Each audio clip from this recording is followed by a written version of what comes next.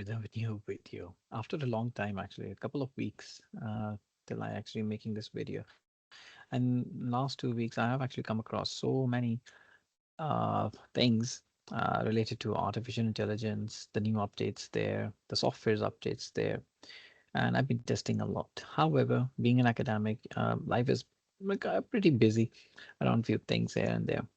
Now, today, I'm not going to share with any AI tool with you, but an important document I will be sharing research actually that has been around, you can say academic integrity issues, because I've been involved in past several months in lots of academic misconduct meetings with students. And now people are actually writing about it as well.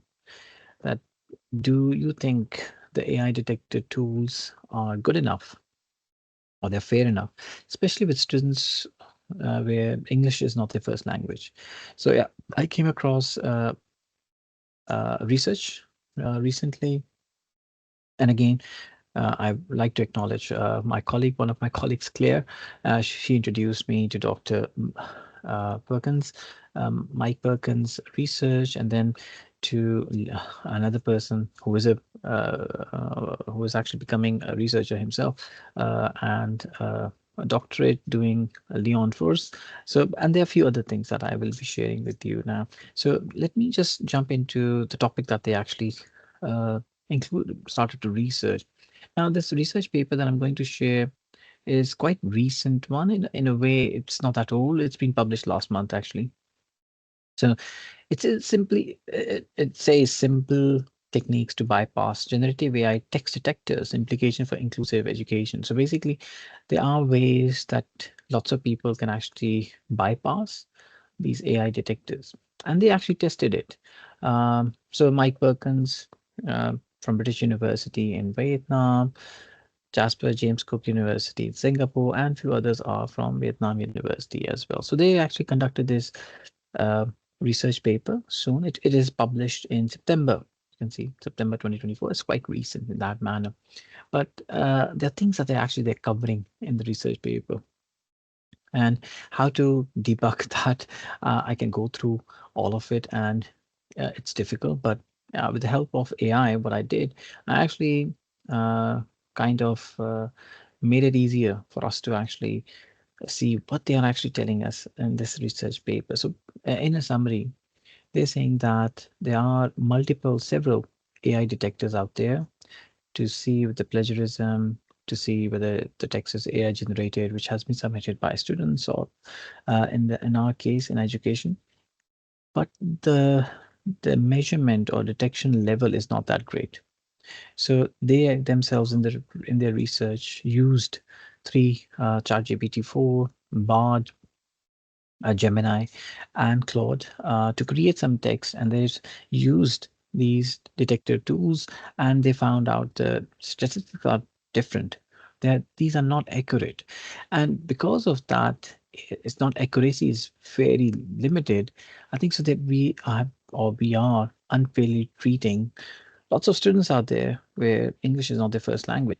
So I'll share my screen again because I did a kind of a summary of that report in a very different manner. Where is that? So what I did from that whole research thing, I use another AI tool called Napkin AI, which I already did a video on that earlier. So AI detectors can't trust them. Can we trust them? So the purpose of the study was AI detectors ineffectiveness harms non-native English teaching. So yeah, so we wanted to actually go through an area, but maybe just going deep there. So concerns that they actually mention in the research paper are basically the pros are there. Yeah, detects plagiarism, maintains academic integrity, but there are lots of cons while relying more on AI detectors. It impacts non-native speakers disproportionately. Manipulations. So we can see that students can actually manipulate AI detectors to make sure, and then vice versa, kind of a thing, that they can actually create a content that AI detector cannot see. And we will look at into that just next. And false accusations as well. So AI detectors are also giving some false accusations to students in that manner.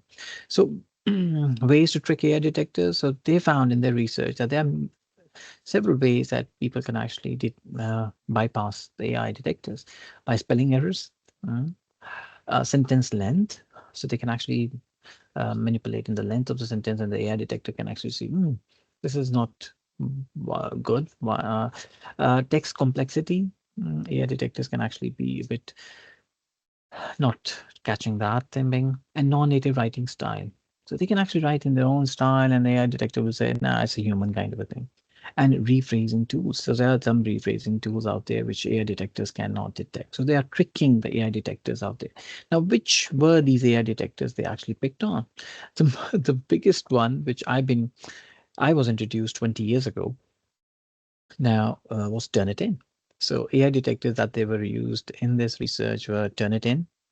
We all know about that in higher education.